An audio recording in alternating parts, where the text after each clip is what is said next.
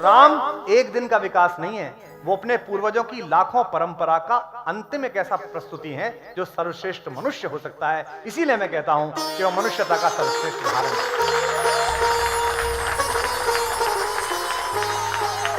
उनके वंश को इक्ष्वाकु कहा जाता है। इक्ष्वाकु अर्थात ईख, गन्ना। ईख एक ऐसा पदार्थ है, एक ऐसी फसल है जिसका सब कुछ यूटिलाइज होता है। रस भी यूटिलाइज होता है, जो गंदगी निकलती है वो भी यूटिलाइज होती है, जो पत्तियां निकलती हैं वो भी यूटिलाइज होती हैं। वो इक्ष्वाकु वंश के हैं। ईख की तरह ही ना राम का रस समाप्त होता है, ना यश समाप्त होता है। राम सिंहासन पर बैठे हैं, लेकिन उनका राज्याभिषेक नहीं हुआ, उसके बाद भी वो राम है। क्योंकि माना जाता है कि सिंहासन पर बैठने मात्र से ही कोई सिंह नहीं बनता।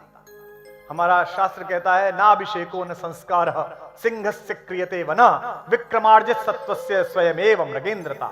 जब शेर को राजा मानता है जंगल, तो शेर की कोई ओथ सेरेमनी नहीं होती कि जंगल के बाकी शेरों को बुलाओ, वो पीछे खड़े होंगे और राज्यपाल शपथ दिलाएगा। ऐसा नहीं होता है। वो अपने विक्रम से इसे अर्जित करता है। आपने कभी शेर को बाउंड्री बनाते हुए देखा है? मैंने रणथंभौर में देखा है। रात को एक दिन कभी सम्मेलन से लौटते हुए श्योपुर कला से मैं आ रहा था, जंगल में खड़े होकर एक बड़े पेड़ के सहारे वो बड़ा मृगेंद्र अपने पंजे मारकर तय कर रहा है टेरिटरी। शेर एक टेरिटरी बनाता है, उसमें दूसरा शेर नहीं घुसता। अगर दूसरा शेर घुसता है तो चुनौती सामने आमने हो जाती है, फिर जिसमें दम होगा वो रुक जाएगा।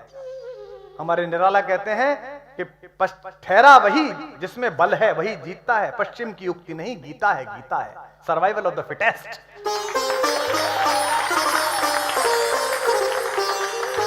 तो इसलिए वे राम अंधकार पर सूर्य की किरण के प्रतीक के समान है। अब यहां जो लड़ाई है, हमारे यहां बाबा तुलसी ने कहा ना, एक बाण काटी सब माया जिम दिनकर हरि तिमिर निकाया। एक बाण चलाते हैं और माया को सब समाप्त कर देते हैं। बात अंधेरे की नहीं है, बात डार्क नेटवर्क की है। गांधी हो, बुद्ध हो, महावीर हो, ईसा मसीह हो, हुजूर मोहम्मद साहब हो, राम और कृष्ण हो, इनकी लड़ाई अंधेरे के नेटवर्क के खिलाफ है। यूं सोच के देखिए कि अगर बुद्ध ना होते तो क्या होता, यूं सोच के देखिए गांधी ना होते तो क्या होता, यूं सोच के देखिए राम ना होते तो क्या होता। इसलिए इस डार्क नेटवर्क के खिलाफ है। इसीलिए एक महत्वपूर्ण वाक्य बोल रहा हूं, राम लाइट नहीं है, राम साइट है, दृष्टि है। लाइट बंद हो जाती है तो उसके बाद अंधेरा छा जाता है, लेकिन अगर आपको अंधकार में देखने की दृष्टि मिल जाए तो आप उस अंधकार को भेद के भी आगे निकल सकते हैं। राम ने अरबों अरबों लोगों को लाखों लाखों वर्ष से एक दृष्टि दी है कि जीवन को कैसे जिया जा सकता है। आदमी भयंकर अंधेरे में गिरता है, उसके बाद कहता है कि नहीं, राम से सीखना है। दुनिया का कोई भी आइंस्टाइन ऐसा बल्ब नहीं बना पाया जिसमें एक बल्ब को दूसरे बल्ब से छुआओ तो उसमें रोशनी हो जाए। केवल राम है, केवल कृष्ण है, केवल बुद्ध हैं कि रोज हमारे जीवन से छूते हैं और हमें रोज प्रकाश से भर देते हैं। उत्तर से भारत तक की जो यात्रा की है राम ने, वो जो राम की हिजरत, अच्छा राम 2 बार हिजरत पे गए।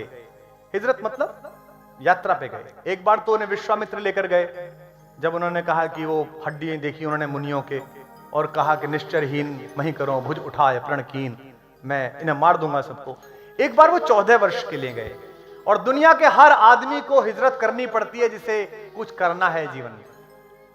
जो लोग कहते हैं कि बाहर में नौकरी करने जा रहा हूं, कैसे जाऊंगा, जो लोग आज देख रहे हैं आज तक, जिनको ये समस्या हो कि मैं कैसे बाहर नौकरी करूंगा, लोगों का स्थानांतरण हो जाता है तो लोग आपसे फोन करके कहते हैं कि हमारा स्थानांतरण रुकवा दीजिए, ट्रांसफर रुकवा दीजिए।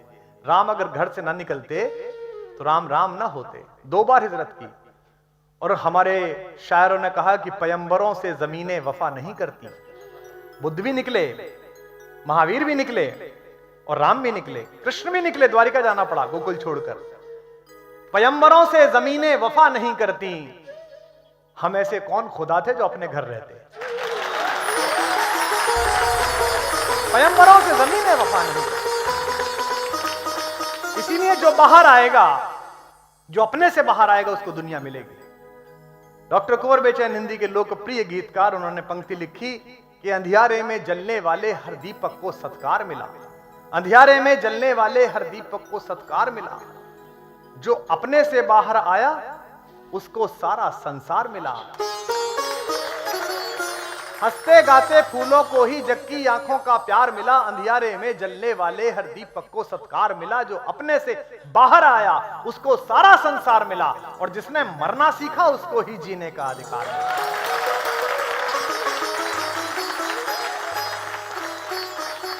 इसलिए राम गांधी के बहुत काम आए। बापू के जीवन में राम का बड़ा प्रभाव है, और यह आश्चर्य है कि जिस राम को जीवन भर बापू ने पकड़े रखा, एक मूर्ख व्यक्ति के उन्मादी कृत्य के बाद भी जब बापू पृथ्वी पर गिरे तो उसी राम का सहारा लेकर गिरे और हे राम बोलते हुए पृथ्वी पर गए।